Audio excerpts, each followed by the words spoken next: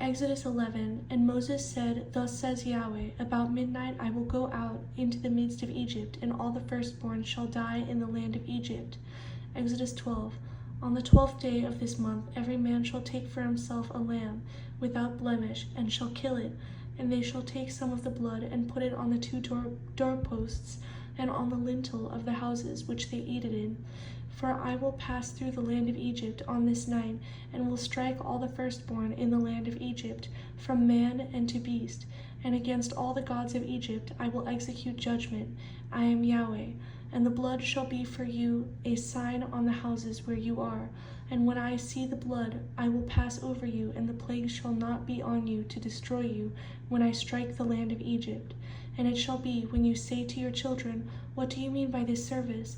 That you shall say, It is the sacrifice of Passover, Yahweh who passed over the houses of the sons of Israel in Egypt. And Egypt urged the people in haste that they might send them out of the land, for they said, We shall all be dead.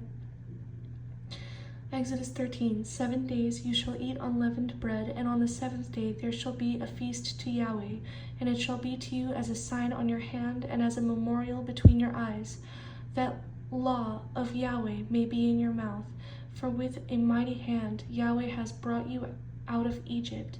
And Yahweh went before them by day in a pillar of cloud to lead the way, and by night in a pillar of fire to give light to them to go by day and night. Exodus 14. Behold, Egypt marched after them, and the angel of God moved, who went before the camp of Israel and went behind them, and the pillar of cloud went from before them and stood behind them. So it came between the camp of Egypt and the camp of Israel. Thus it was to the one a cloud and darkness, and it gave light to the other by night.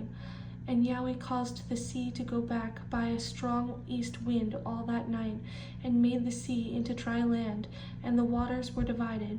So the sons of Israel went into the midst of the sea on the dry ground, and the waters were a wall to them on their right hand and on their left. And while Egypt was fleeing into it, so Yahweh overthrew Egypt in the midst of the sea, and the waters returned and covered the chariots and the horsemen and all the army of Pharaoh coming after them into the sea. So Yahweh saved Israel that day out of the hand of Egypt. Thus Israel saw the great work which Yahweh had done in Egypt. So the people feared Yahweh and believed Yahweh and Moses his servant. Exodus 15. Then Moses and the sons of Israel sang this song to Yahweh, and spoke, saying, I will sing to Yahweh, for he has triumphed gloriously. The horse and its rider he has thrown into the sea. Yah is my strength and song, and he has become my salvation. This is my God, and I will praise him, God of my father, and I will exalt him. Yahweh shall reign forever and ever.